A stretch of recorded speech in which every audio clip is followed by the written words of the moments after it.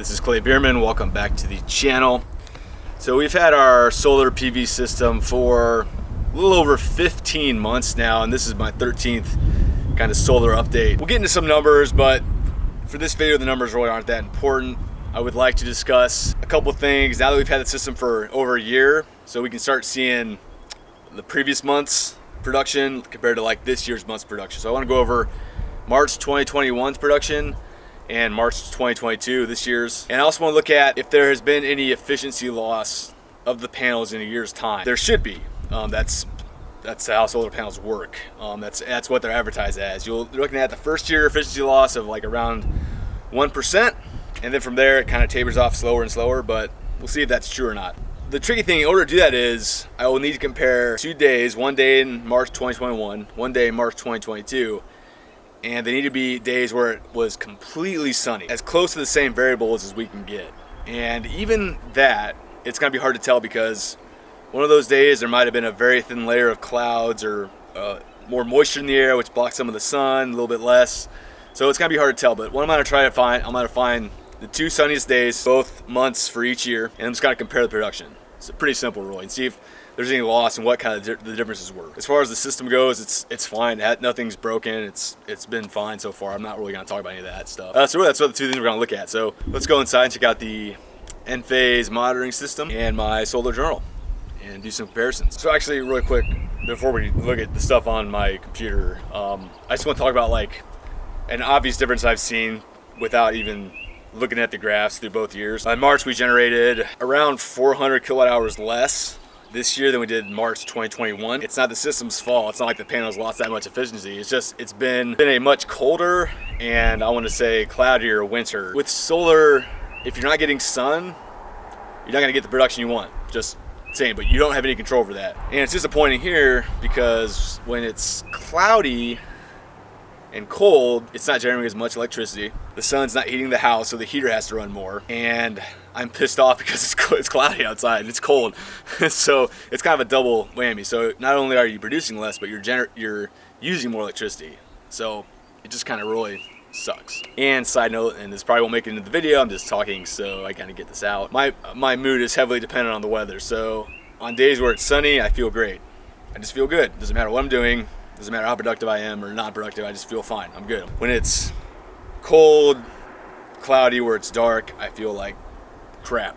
I feel like crap. I get depressed. I get anxious. I've had a couple panic attacks. It's just not fun. So these cold, dark winter days I'm over it. Like I don't know how many more I can take. Like April 1st, Friday, a couple days ago, it was in the 20s and snowing and cloudy, and I'm sick of it. And it's like, oh, don't complain. Oh, it's Indiana. Yeah. But I'm ready for some sun and like 50 degrees, so this is my little complaint. If you get solar and it's not sunny, you're out of luck. But it still produces energy, just not as much. All right, let's go inside. So welcome to my kitchen. This is where I'm doing the video. Okay, first let's talk about the actual like production numbers for the month of March this year, and then we'll go into the differences between this year and last year and efficiency loss, if any, of the panels. First off, we have the month of March, our bill. So last year, we actually didn't have to pay anything because we produced more than we used, but this year, obviously we did not. Again, it was cloudier, we produced less. So we had to pay for 477 kilowatt hours from the grid. We generated, for the billing cycle, 779.2 kilowatt hours, that averaged at 26.87 per day. Billing cycle was 29 days. We put 445 back into the grid. The money producer saved from that amount of production was $109.09. So that's what the solar produced for us. I drove about 1,435.2 electric miles only in my Chevy Volts, using 3.8 miles per kilowatt hour. That comes out to 378 kilowatt hours used. So the solar powered my car, partially, not completely. Right here produced, and this is the billing cycle. On the Enphase system, it's gonna be different because I go by the full month, not the billing cycle, but essentially the same difference. So we have a difference of, let's see what that is. It doesn't matter. The point is, last year we produced a lot more in March, and let's look at the reason why that is. This is March 2021. Let's go to March 2022. Okay, so for the month of March 2022, we produced 874.6 kilowatt hours, right? And then 2021, 1.1 megawatt hours. So that's 1,100 kilowatt hours. So you can see each of this bar graph here, each of these are days in March. All right, so this is March 2022. All right, now I'm just gonna flip between them. You can see the difference in how many sunny days we had. That's March 2021, March 2022, March 2021, March 2022. So just we did have a lot of good days this year, but just not as many as last year, as you can see. Just a lot of sun last year, a lot of nice days. And even the lower days are not as low as the low days here. Let's find a graph that is a full sun day. Nope, nope, nope, nope. This is this year, nope, nope, nope. Okay. So March 20th right there is about as good a graph as you can get.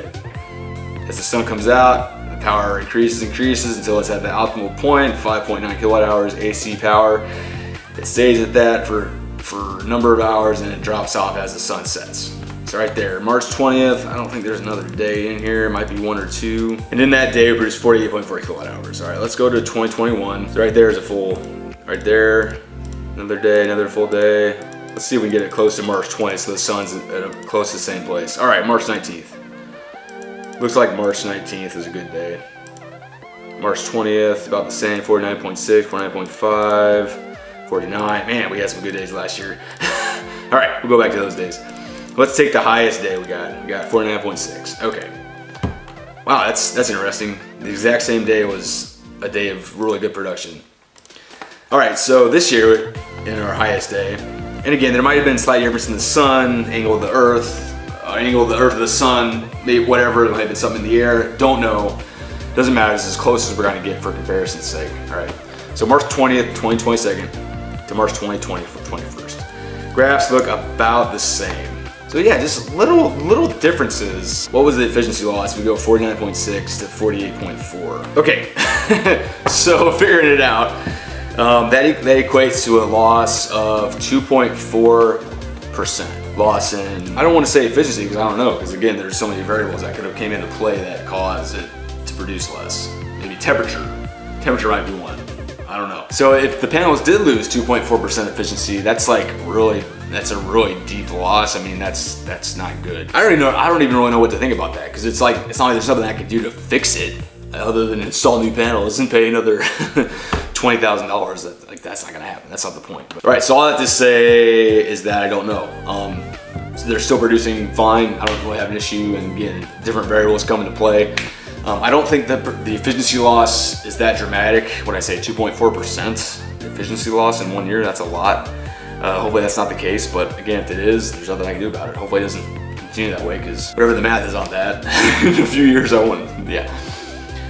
I don't know. I guess we'll find out in a few years when I keep doing this, but I will say, being stuck indoors with a 1-year-old and a 3-year-old because of the weather in late March and early April, because it's too cold and like snowing and raining, is tough, because you want to get your kids outside. You want the weather to be nice so they can play, and we don't live close to a road, and the road we do live on is not a busy road. So they can run around pretty freely and blah, blah, whatever. And it's hard, and I'm tired of it. I'm tired of cloudy, cold days. And I haven't been producing as many videos just because you can't with kids indoors. It's like my 3-year-old son, he just, unless he's entranced by a show, which doesn't happen very often, he's just constantly on it. If I have a camera sitting out here, my 1-year-old's gonna be all over it. I don't have time to make, it's not even time. I do have the time to make videos, just I can't. It's just distraction after distraction, especially not one if I have data I have to look at, or memorize a line, or memorize something. Yeah, there's just no way. It's not happening. And during nap time, I don't want to wake them up. So it's just hard. It's an excuse, and I hate it, but it is what it is. And hopefully when it finally gets nice outside, I won't be as depressed and anxious and not funny, not gonna do it. Okay, this has been Clay Bierman. I will see you next time, and if you suffer from seasonal affection disorder, whatever it's called, I just call it being fucking pissed off because the weather's crap outside and it makes you feel bad. That's what I call it. It's a real thing. it sucks. And it's like, oh, it's all in your head. It's just in your head. Yeah, no shit, it's in your head. Duh. Everything's in your head. Your brain controls everything. So mental health is very important. If your mental health is not good, you're not. It sucks. That's all I'm gonna say.